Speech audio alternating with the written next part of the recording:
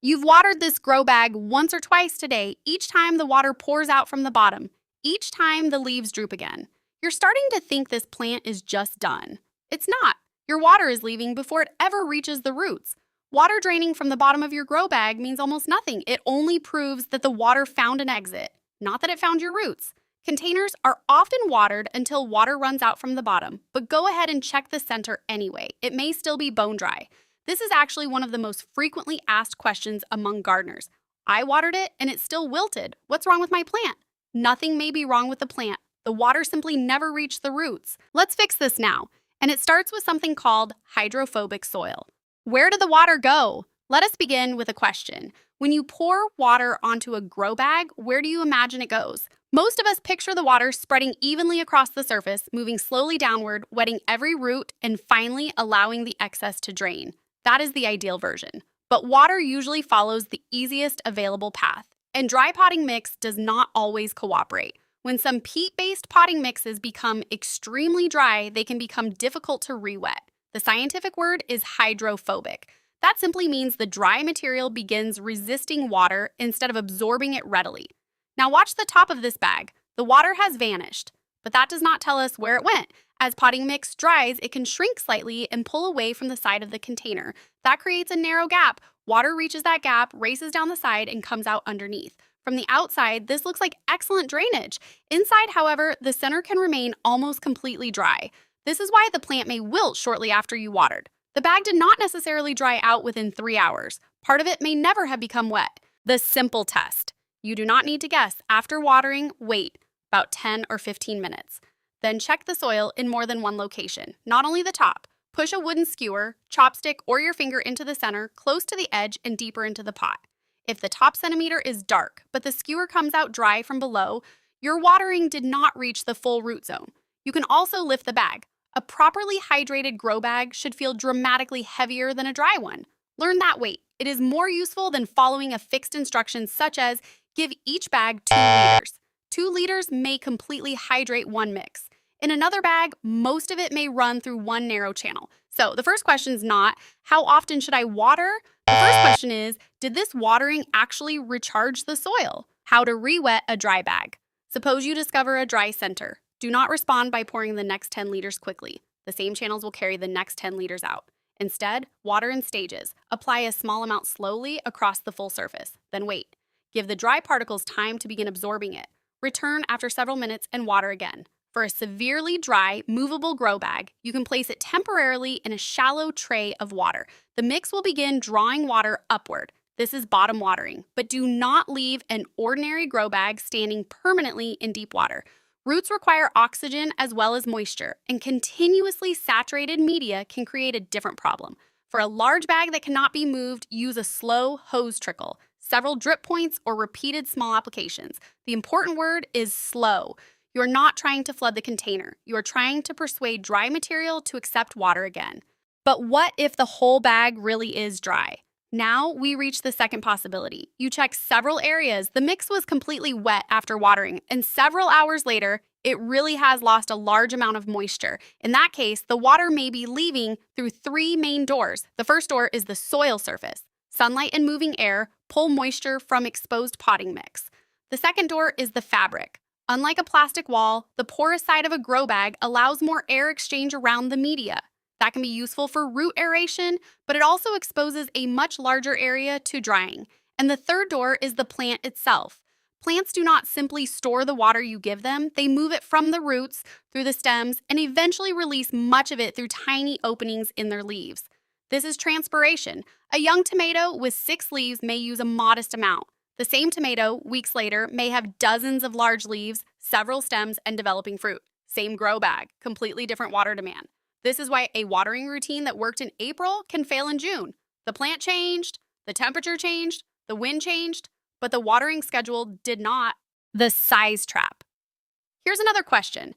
Which will dry faster? A small plant in a large bag or a huge fruiting tomato in a small bag? The answer seems obvious. But many gardeners choose a bag according to the size of the seedling on planting day. The seedling looks tiny, so a small bag looks generous.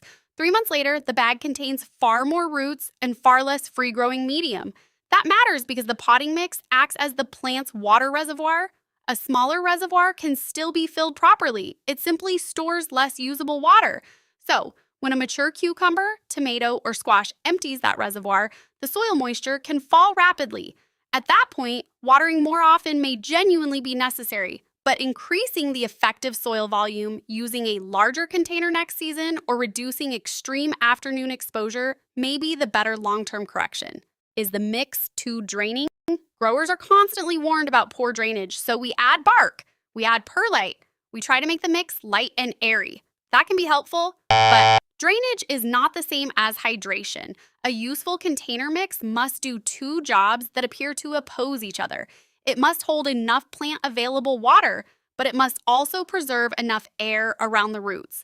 If the mix is extremely coarse, it may drain freely, but store too little water for a large, thirsty plant. If it contains too many fine, decomposed particles, it may hold water but lose airspace. The solution is not to make every grow bag hold the maximum possible amount of water.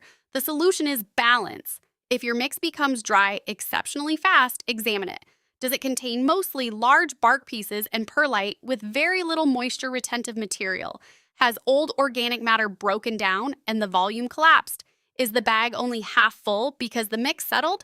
Or is a dense root system now occupying most of the available space? Each of those bags may require a different correction. 4 solutions match to 4 causes. Here's the diagnosis. Problem 1. Water escapes immediately, but parts of the mix remain dry. The likely issue is uneven wetting or water repellent media. Re-wet slowly in stages. Use temporary bottom watering when practical and do not allow the mix to become severely dry again. Problem 2. The entire mix becomes wet, but exposed surfaces lose moisture rapidly. Add a light mulch layer. Straw, shredded leaves, untreated grass clippings, or another suitable material can reduce direct evaporation and help moderate the surface temperature. Keep the mulch slightly away from the main stem. Problem 3. The bag is fully hydrated, but a mature plant empties it rapidly. Increase the available reservoir. That may mean a larger bag, more complete filling, automated drip watering, or watering more than once during genuinely hot and dry weather. Problem 4. The bag becomes extremely hot in full afternoon sun or strong wind. Reduce unnecessary stress. Move it where it still receives suitable light but gains some protection from harsh late-day heat. Place nearby containers together or shade the sides without sealing all airflow. Notice what we did not do. We did not choose one universal trick. We matched the solution to the way water was actually being lost. What not to do. Do not assume that instant drainage means successful watering. Do not add a huge amount of fertilizer to a repeatedly wilted plant. Damaged or dehydrated roots cannot be forced into health with stronger feeding. And do not permanently wrap the entire bag in watertight plastic without understanding the trade-off.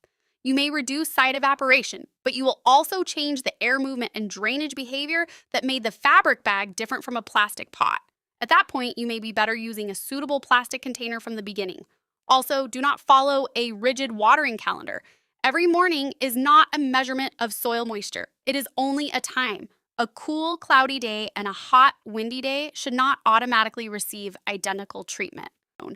Next time you water, do not only watch for water underneath, check several areas, feel the weight, look at the speed of drainage, and ask one better question. Where did this water actually go? Once you can answer that, grow bags become much easier to manage. You stop reacting to every wilted leaf with more water and start giving the right amount in the right way to the soil and roots that actually need it. If this helped you understand what is really happening inside your grow bag, subscribe for more simple, practical container gardening explanations like this. And tell me in the comments, have you ever watered a container only to find it dry again a few hours later? I'd love to hear what happened and what finally worked for you. See you in the next one.